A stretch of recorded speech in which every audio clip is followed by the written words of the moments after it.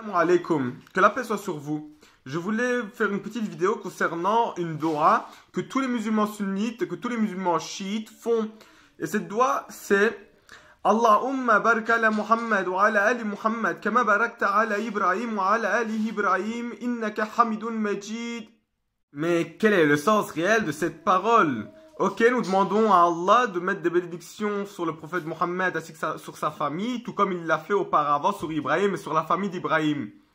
Mais en quoi consiste réellement cette parole? En quoi engage-t-elle la personne qui la prononce?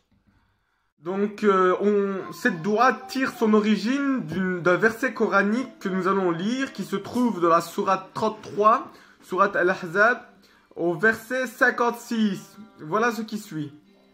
Inna Allah wa malaikatahu yusalluna ala nabi ya ayyuhallazina amanu sallu alayhi wa sallimu taslima. Certaines personnes doivent en avoir marre d'entendre ce verset. Et ceux qui en ont marre d'entendre ce verset, c'est que peut-être ils en ont marre d'entendre la parole d'Allah, puisqu'ils qualifient le Coran de parole d'Allah. Ces mêmes personnes qui rejettent ce verset dans leur cœur, hein, pas ouvertement bien sûr. Ici c'est l'expression Salu alayhi, prier sur lui. Voilà, c'est traduit consensuellement par prier sur lui. Donc il y a plusieurs interprétations, hein. Certains disent faites le lien avec lui, soutenez-le, etc., etc. Mais ça engage à quoi le fait de sali? Ça engage à quoi?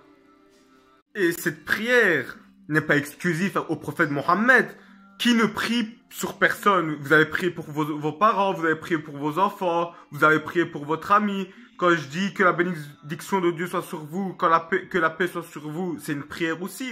On se prie tous mutuellement, il n'y a pas de souci.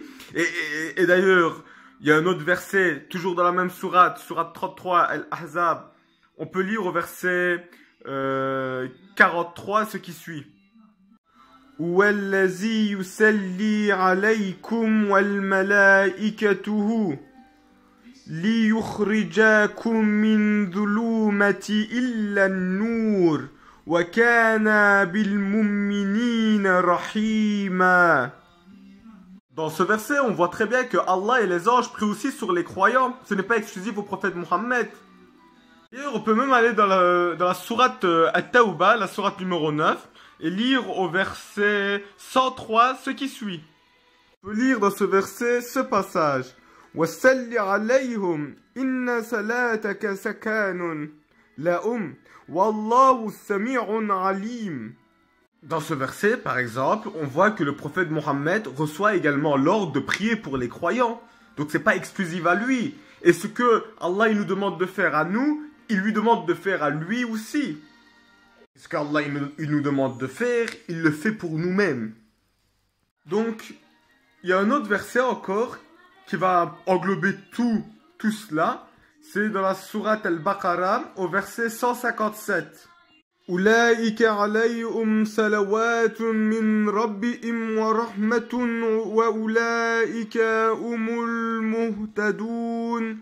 Donc ceux qui recevront les salawats d'Allah ainsi que sa miséricorde seront les muhtadoun, les bien guidés. Ce verset, il y a la notion de bénédiction. Que Dieu nous fait des bénédictions, que nous aussi on fait des bénédictions, etc., etc. Et ça renvoie à un verset qui va traiter de Ahlul Bayt. Ouais, on va voir ce verset. On peut lire Rahmatullahi wa barakatuhu alaykum Ahlul Bayt. Innahu hamidun majid.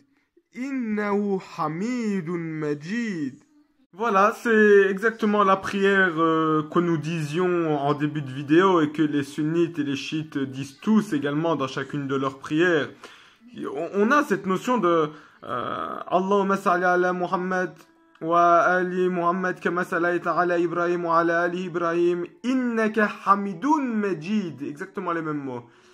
Et après, Allahumma barik ala Muhammad wa ala ali Muhammad kama barakta ala Ibrahim wa ala ali Ibrahim innaka hamidun majid. Ici, on voit qu'il y a une importance à Ahl al-Bayt. On demande à Allah de faire des descendants de Mohammed la même chose qu'il a fait des descendants d'Ibrahim. Nous savons tous bien, qui croyons au Coran, nous, que la famille d'Ibrahim a une grande place d'imam vis-à-vis de la religion de Dieu. Ce sont des prophètes, ce sont des hommes de Dieu. Donc là, on demande à Allah de faire pareil avec la famille du prophète Mohammed, de faire de ces gens des imams pour les hommes. Et d'ailleurs, on va voir que le terme Ahl al-Bayt est également employé pour Mohammed et sa famille à lui. Ce n'est pas que pour Ibrahim, c'est aussi pour Mohammed. Dans la sourate 33, retournons à la sourate 33, Al-Ahzab, les coalisés, au verset 33, on va voir que le verset, il est en deux parties, une partie au féminin et une partie au masculin. La partie au masculin n'a rien à voir avec la partie au féminin, je vous le dis direct, hein, comme ça on est clair sur ça. C'est une découpe, le Coran qu'on a là est mal découpé, malheureusement. J'en parle d'ailleurs dans la vidéo les différents Corans, qu'il existe aussi différents Corans vis-à-vis de la découpe. Et si nous allons voir une partie du verset, soyez surpris. Il y a même le petit symbole là pour marquer la séparation. إنما يريد الله ليذهب عنكم رجس أهل البيت. Encore أهل البيت. ويطهركم تطهيرا. Ahl al-Bayt est mentionné une fois pour la famille d'Abraham, une fois pour la famille de Mohammed. Et dans la Torah des sunnites et des chiites, on parle des deux également. C'est incroyable, hein? Est-ce que c'est dû au hasard? Mais maintenant, on va revenir à l'engagement que nous prenons par cette parole. Oui. Les chiites, ils connaissent cet engagement. Je ne vais pas parler pour eux, mais je vais plus parler pour les sunnites. Et en l'occurrence, vous dites Allahumma salli ala Muhammad wa ala Ali Muhammad. Mais est-ce que vous connaissez Ali Muhammad? Est-ce que vous connaissez la famille de Muhammad? Vous connaissez la famille d'Ibrahim? Kama sallaita ala Ibrahim wa ala Ali Ibrahim. Qu'est-ce qu'Allah il a fait à la famille d'Ibrahim et à Ibrahim? Il les a élevés en haut degré. Allah il a fait d'eux des imams sur terre qui guident vers le paradis. Donc là, tu dois savoir que normalement, si tu fais cette dua pour le prophète Mohammed, que tu pries de cette façon sur lui, ça veut dire que tu dois reconnaître sa descendance comme des gens d'Allah, des imams d'Allah. Ouais. D'ailleurs, dans la sourate Les Prophètes, au verset numéro 73, on peut lire ce qui suit. وَجَعَلْنَاهُمْ أَئِمَّةً يَهْدُونَ بِأَمْرِنَا وَأَوْحَيْنَا إِلَيْهِمْ. Dieu a fait d'eux des imams qui guident par l'ordre d'Allah et par la révélation d'Allah. Ouais. Ibrahim aussi c'était un imam, et c'est écrit aussi dans le Coran. Surat al-Baqarah, au verset 124. Voilà ce qu'il est écrit. قال إني جعيلوك للناس إماما. Et je vais faire de toi un imam. Dieu a dit. Donc voilà. Hein. La question maintenant qu'on doit se poser, c'est où avons-nous placé l'importance de ces imams-là?